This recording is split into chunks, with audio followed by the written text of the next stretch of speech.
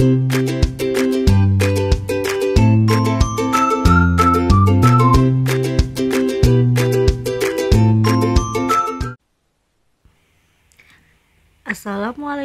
warahmatullahi wabarakatuh. Saya Intan Maharani. Pada kesempatan kali ini saya akan memaparkan mengenai pembuatan jurnal umum pada pengantar akuntansi 1. Baik, langsung saja kita mulai contoh soalnya. Di sini ada latihan pengantar akuntansi 1, pembuatan jurnal umum perusahaan jasa. Jadi pada bulan April 2024, Pak Hasan baru saja membuka usaha yang bergerak di industri jasa salon untuk istrinya yang diberi nama Salon Amanda. Dan untuk kelancaran usahanya, bantu Bu Amanda untuk melakukan pencatatan di setiap transaksi berikut ke dalam jurnal umum. Oke, langsung saja kita mulai pencatatan dari transaksi-transaksi yang terjadi. Yang pertama, di tanggal 1, Pak Hasan memberikan modal berupa uang tunai sebesar 50 juta rupiah. Jadi di tanggal 1 ini kita dapat ketahui adanya penyertaan modal berupa uang tunai sebesar 50 juta rupiah. Nah, untuk mencatatnya kita dapat mencatat transaksi yang terjadi di debit terlebih dahulu, kemudian transaksi yang terjadi di kredit. Untuk modal berupa uang tunai, ya artinya Pak Hasan memberikan uang secara cash sebesar 50 juta rupiah. Jadi ada modal dan ada kas yang bertambah.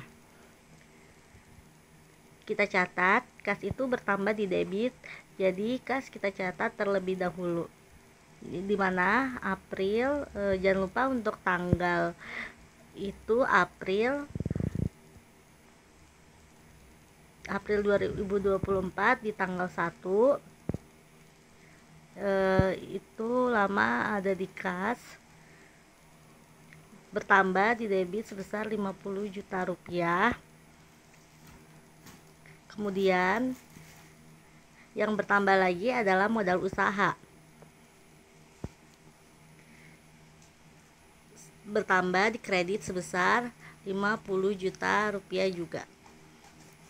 Nah, kemudian di tanggal 2 dibelikan peralatan salon secara tunai sebesar 10 juta rupiah dan secara kredit sebesar 15 juta rupiah. Artinya peralatan ini bertambah karena adanya pembelian yang menggunakan uang kas atau uang tunai dan secara kredit atau secara utang usaha sebesar 15 juta rupiah. Oleh karena itu kita dapat catat jurnal umumnya di tanggal 2, peralatan salon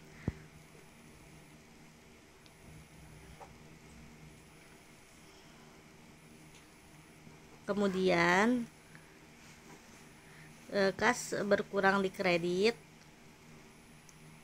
dan utang usaha bertambah di kredit. Usaha untuk kasnya secara tunai tadi sebesar 10 juta dan untuk utang usahanya senilai itu ada 15 juta. Lalu berapa besar peralatan salon yang bertambah? Yaitu sebesar kas ditambahkan dengan utang usaha atau 25 juta rupiah. Dapat kita catat bahwa ada peralatan salon yang dibeli sebesar 25 juta rupiah, yang dimana terdiri dari yang dibeli secara tunai menggunakan uang cash yaitu 10 juta atau melalui utang usaha 15 juta. Kemudian di tanggal 5, Bu Amanda membeli perlengkapan untuk perawatan rambut sebesar 8 juta rupiah secara tunai. Artinya Bu Amanda menambah peralatan untuk salonnya itu dibeli secara tunai menggunakan kas dari salon sebesar 8 juta rupiah. Perlengkapan bertambah dan kasnya berkurang.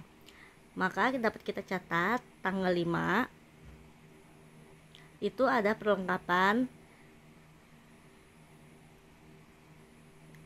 bertambah sebesar di debit 8 juta rupiah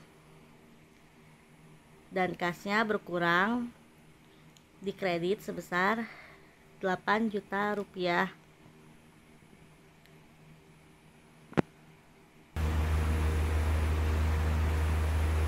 Selanjutnya di tanggal 8 terjadi transaksi membayar sewa tempat sebesar 7.500.000 untuk 3 bulan. Artinya ada transaksi biaya sewa atau sewa yang akan dibayarkan untuk 3 bulan ke depan.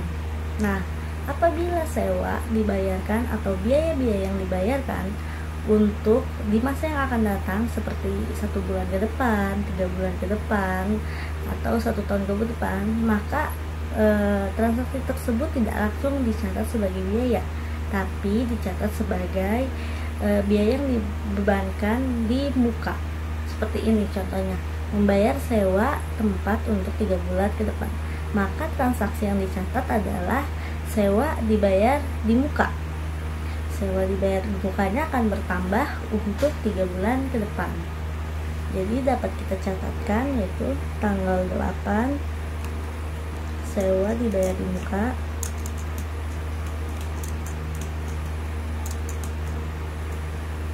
sewa dibayar di muka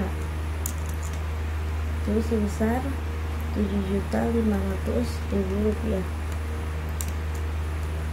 Nah, pembayarannya apabila tidak ada keterangannya, biasanya pembayaran seperti ini menggunakan tunai atau kas dari perusahaan atau usaha.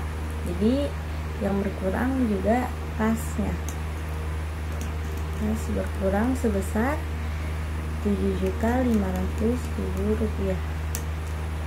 Nah, kemudian di tanggal 10 menerima pendapatan jasa sebesar 3.500.000 rupiah. Maka pendapatannya bertambah akan menambah kas dari salon Amanda ini. Maka dapat kita tuliskan di sini tanggal 10 kas bertambah di debit, berarti kita catat kas bertambah sebesar 3.500.000 rupiah. Nah, pertambahan ini terjadi karena adanya pendapatan jasa. Jadi dapat kita tulis pendapatan jasa sebesar 3.500.000 rupiah. Nah, kemudian di tanggal 17 terjadi transaksi pembayaran utang usaha sebesar 5 juta rupiah. Nah, di sini salon Amanda membayarkan utang usahanya sebagian atau 5 juta rupiah. Maka dapat kita tuliskan di tanggal 17 utang usahanya akan berkurang. Maka utang usaha yang berkurang ini dicatat di debit. Itu utang usaha sebesar 5 juta rupiah. Nah, untuk melunasi utang usaha ini pasti ada lawannya, yaitu kas. Kasnya juga akan berkurang di kredit sebesar 5 juta rupiah.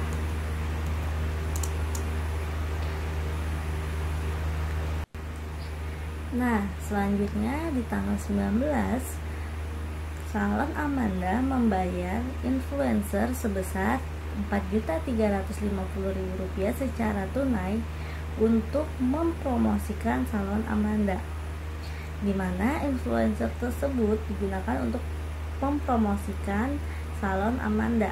Maka transaksi ini dapat dicatat sebagai biaya promosi atau iklannya, juga dapat iklan, biaya promosi, biaya marketing, karena untuk meningkatkan penjualan dari salon Amanda ini. Maka tanggal 19 dapat kita catat. Tanggal 19 biaya promosi sebesar Rp4.350.000. Nah, karena menggunakan pembayarannya secara tunai, maka kasnya akan berkurang sebesar Rp4.350.000. Nah, selanjutnya di tanggal 22 salon Amanda ini menerima pendapatan jasa sebesar Rp10.500.000. Pendapatan jasa ini seperti tadi akan menambah kas kita, maka akan dicatat sebagai tanggal 22 kas bertambah sebesar Rp10.500.000 akibat dari adanya pendapatan jasa yang sama Rp10.500.000. Nah, kemudian selanjutnya di tanggal 25 salon Amanda membayarkan gaji karyawannya sebesar Rp900.000. Maka dapat kita catatkan ini sebagai biaya gaji yang harus dikeluarkan oleh salon Amanda, dan biaya gaji ini menggunakan uang kas, sehingga nanti uang kasnya akan berkurang. Maka dapat kita catatkan sebagai tanggal 25 ada biaya gaji sebesar Rp9.000.000. Nah, kasnya juga berkurang di kredit sebesar Rp9.000.000. Kemudian di tanggal 27 salon Amanda membeli kembali perlengkapan salon yang sudah habis terjual, sudah habis terpakai, yaitu sebesar Rp5.600.000. Nah, artinya ada pembelian penambahan perlengkapan salon sebesar Rp5.600.000 secara tunai. Ini perlengkapannya bertambah dan uang kasnya berkurang. Di tanggal 27 kita catatkan 27 perlengkapan salon bertambah sebesar Rp5.600.000.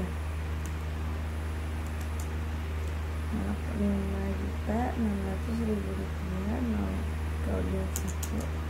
Nah, kasnya berkurang untuk membeli perlengkapan sebesar Rp5.600.000.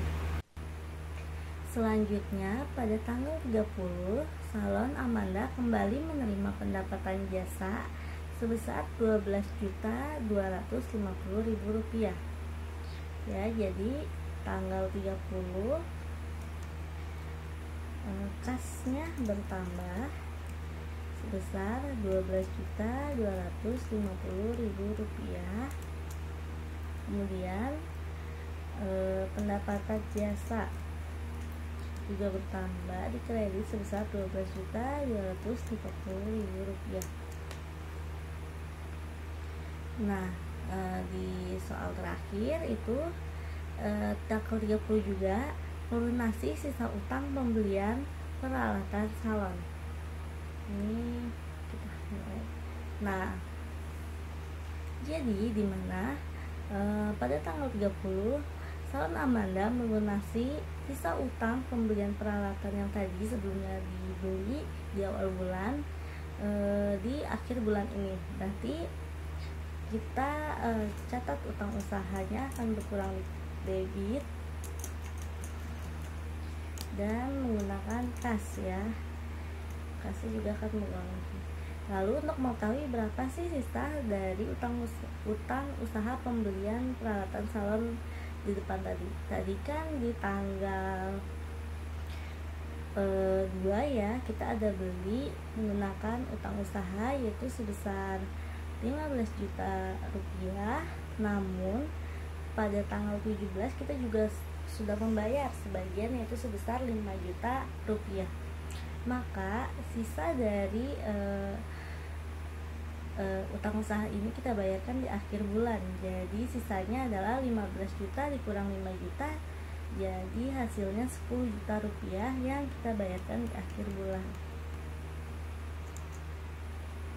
Utang usaha kita bayarkan sebesar 10 juta, mengurangi kas kita juga 10 juta untuk pembayaran utang usaha tersebut. Nah, sudah semua transaksi tercatat. Untuk memastikannya, kita dapat mengecek kembali apakah sudah sesuai. Jika sudah, kita dapat menentukan ini benar atau tidaknya itu dari total di transaksi yang terjadi di debit harus sama dengan transaksi yang terjadi di kredit. Maka kita lihat nih, apakah transaksi yang di debit sama dengan transaksi yang terjadi di kredit. Kita jumlahkan yang di debit. Nah, hasilnya kita lihat sebesar 150.700.000 rupiah. Kemudian transaksi yang di kredit harus sama ya, kita jumlahkan juga semuanya.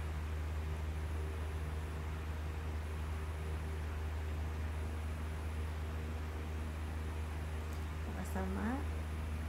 Ya, sama. Jadi transaksinya sudah sesuai ya, sudah sama antara debit dan kredit, yaitu transaksinya 150.700.000 rupiah. Nah, sekian pemaparan saya mengenai cara melakukan pencatatan jurnal umum untuk perusahaan jasa di Salon Amanda. Kurang lebihnya mohon maaf, saya pamit. Wassalamualaikum warahmatullahi wabarakatuh.